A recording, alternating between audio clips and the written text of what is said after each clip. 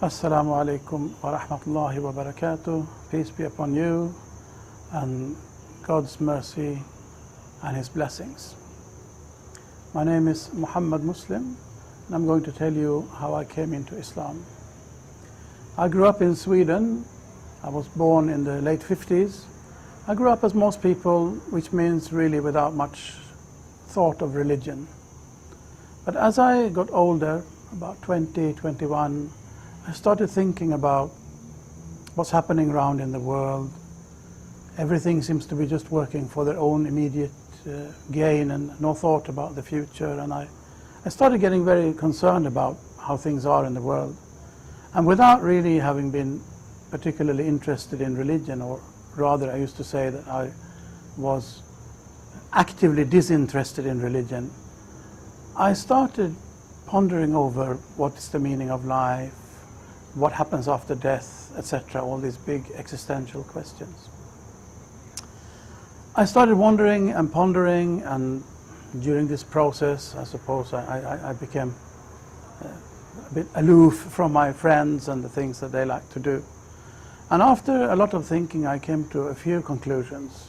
One was that there has to be one truth. It cannot be, as some philosophers say, that what every person thinks, that's true for him or herself. There has to be one reality. What this reality is, I had no idea, but I knew that as much that there has to be one. Maybe no one in the whole world realizes it. Maybe some people realize and some don't. I certainly did not. And also I thought that all these questions that are going around in my mind, they have only one answer.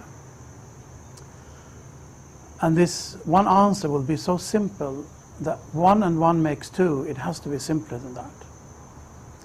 But after this, it was as if there was a barrier. I could not get any further just by thinking and pondering and wondering by myself, as if I needed some outside assistance. There was a wall that I could not scale.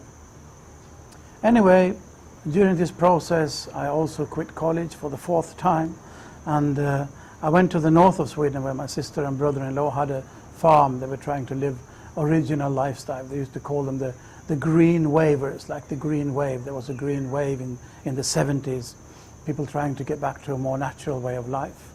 So they had this goat farm in the north of Sweden, living a very traditional, old-fashioned life. I went there to live with them and found a little cottage up in the forest on a mountain and started living there all by my own. Ever so often I'd come to my sister for some company and some food. And one day when I was sitting in my sister's house, this man walked in through the door. And he had a big beard, an enormous turban on his head. And it was something I'd never seen the like of. I had never really heard about Islam. If someone would have asked me, what is Islam, or who is Muhammad, what is the Quran, I would have had no idea what to answer. Anyway, this man came in and we started talking and chatting a bit. And to make a rather long story short, when I was going up to my little cottage in the evening, he followed me.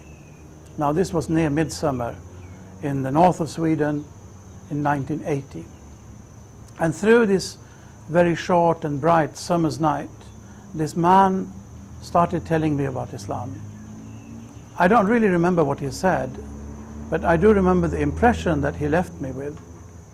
I got this impression that this man, who was rather older than I was at that time, I was 21, he was in his maybe early or even late 40s.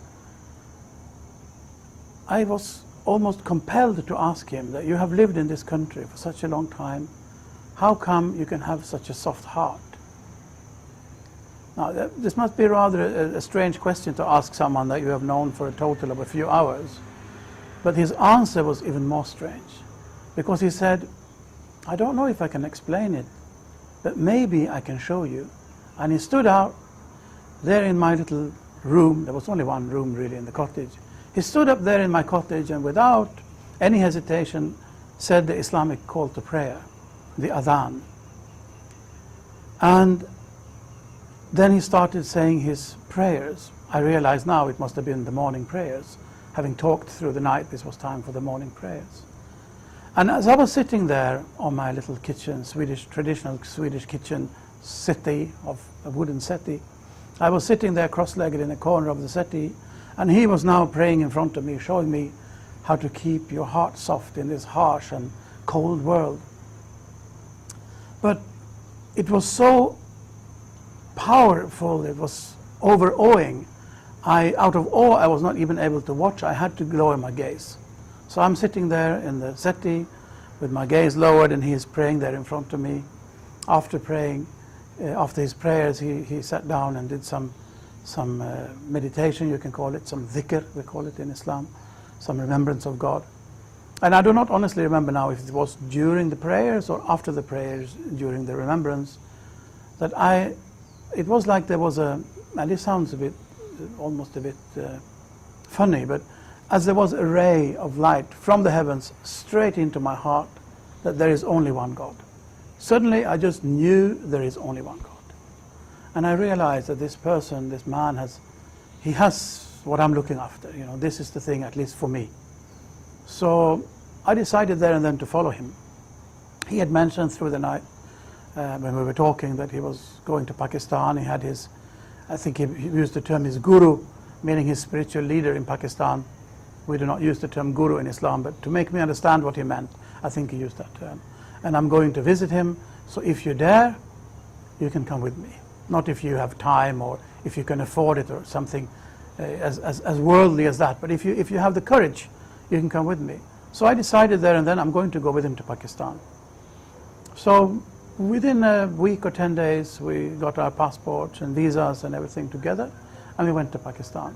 But it was really this night somewhere very near midsummer in the north of Sweden that it happened to me. I can honestly say that in the evening I had never heard about Islam, and in the morning I was a Muslim. Already the same day he taught me the prayers, he taught me the ablutions in a very beautiful way, and that's the way it went.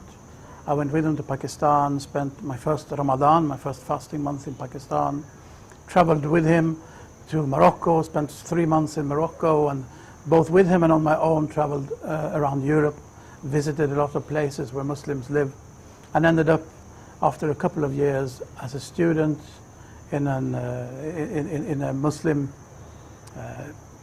what you call a theological school. I studied basically to become an imam. But the story of my conversion, or my falling into Islam as I prefer to call it, was this one night in the north of Sweden. So at the moment I'm working as the imam in Masjid Aisha in the city center of Stockholm, and I'm also working as a teacher of Islamic studies and Arabic language, among other things, in a Muslim adult education college or a community college also situated in Stockholm in Sweden.